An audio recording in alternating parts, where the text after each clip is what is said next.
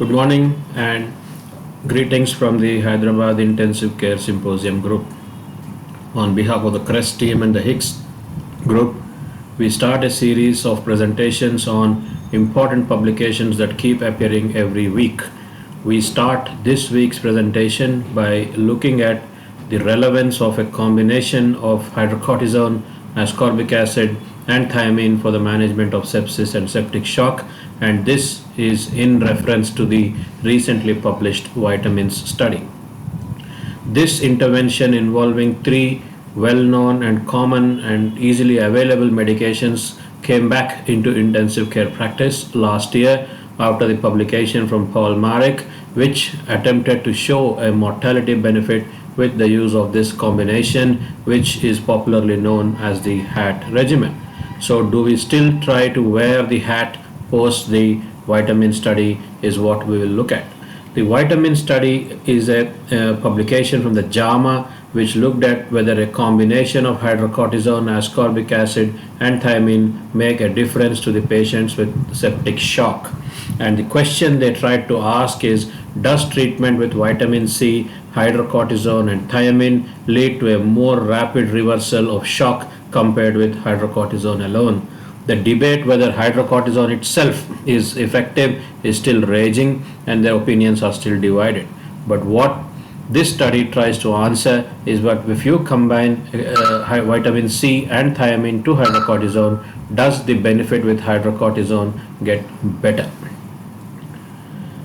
The background against which this study probably is relevant is the fact that sepsis is now accepted as a dysregulated response to infection, and that is the organ dysfunction that results from this immune dysregulation is the hallmark of sepsis. Immunomodulation with vitamin C and improved lactate clearance with probable use of thiamine appear to be attractive interventions for modifying the outcome of patients with sepsis and septic shock. As I said before, Paul Marek recently rekindled the interest in the use of the regimen involving hydrocortisone, ascorbic acid and thiamine for sepsis and septic shock, and showed some benefit in terms of survival and vasopressor dosage.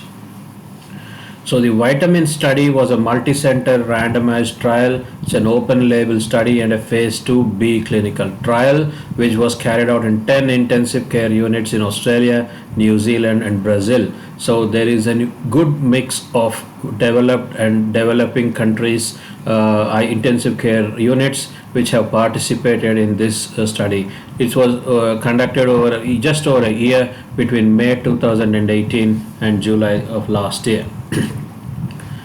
The patients who are included in this study were those who are diagnosed as having sepsis based on the currently accepted sepsis 3 definition, which is suspected or documented infection, an acute increase of at least 2 points in the SOFA score, a lactate greater than 2 millimoles per liter, and vasopressor dependence for at least 2 hours at the time of enrollment. So those were the inclusion criteria. The patients who are not involved in this study were those who are younger than 18 years of age, had a DNR order on them, were expected to die within 24 hours of ICU admission. The septic shock was diagnosed longer than 24 hours, or if any of the components of the regimen like hydrocortisone, ascorbic acid and thiamine were contraindicated, or there was some other indication for the use of hydrocortisone like a connective tissue disorder.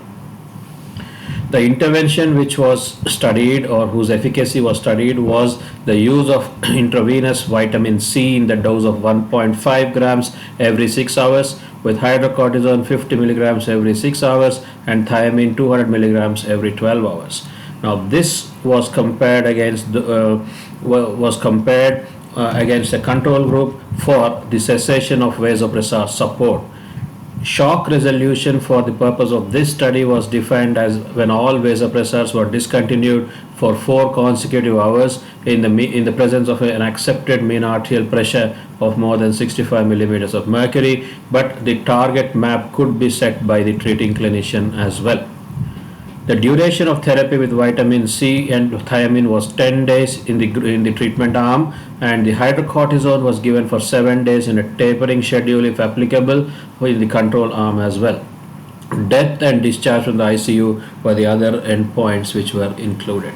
Now, this intervention arm was compared with the use of hydrocortisone alone, 50 milligrams IV every 6 hours.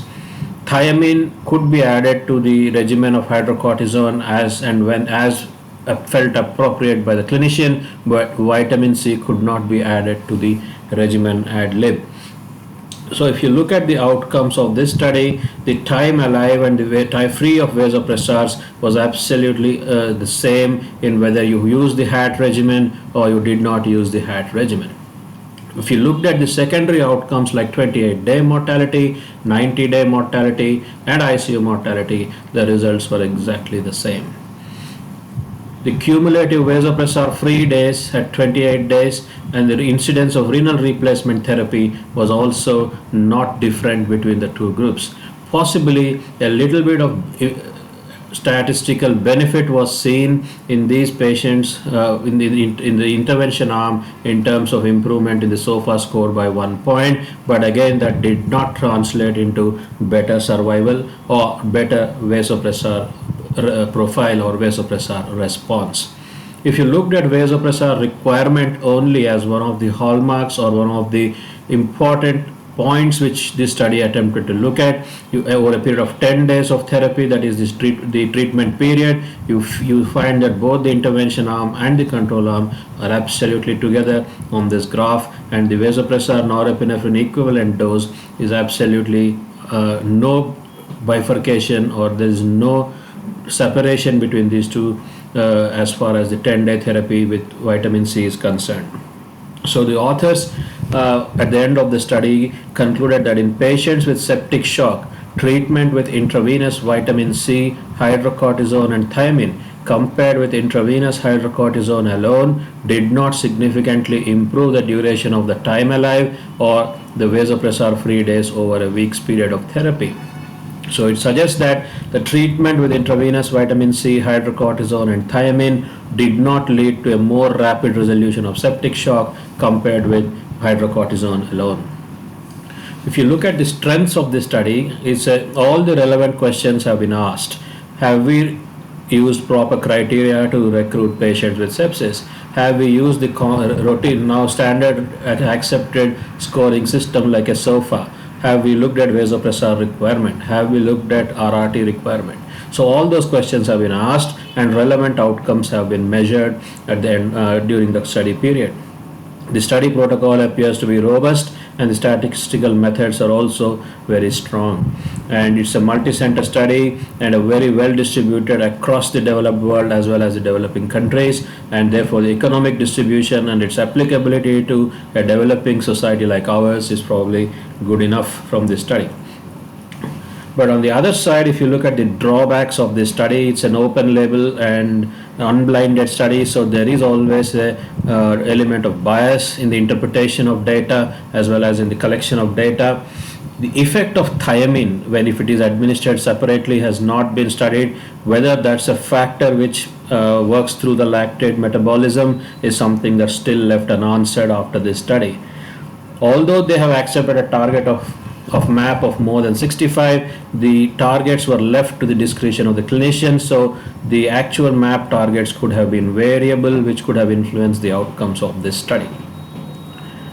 Although the statistical methods in this study are very strong, it probably seems to be a little underpowered to measure the effect of the intervention on mortality. So it's probably an underpowered study.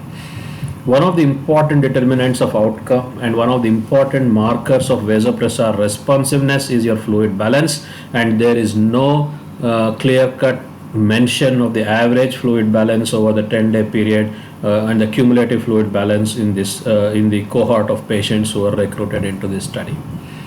As we all know from the 1 hour bundle of the Surviving Sepsis campaign, the timing of antibiotic administration is a crucial aspect, and that is not recorded in the data presentation of this study. The average time for recruitment from the time of presentation with shock to entering the ICU is 12 hours. So if the regimen was initiated within 12 hours, would it make a difference, is a question that still remains to be unanswered despite the results of this important study. So the last point, will it change my practice? At this point, I would say no. We will continue to manage our current strategies to manage septic shock. We will not include ascorbic acid and thiamine as a standard practice till the results of more studies which are ongoing using the same regimen and principle are published in the next year or so. So we still at this point of time await for that elusive magic bullet which will improve the outcome of patients with sepsis and septic shock. So on that note, wish you a good day ahead and hope to see you again next week with another important journal club session. Thank you.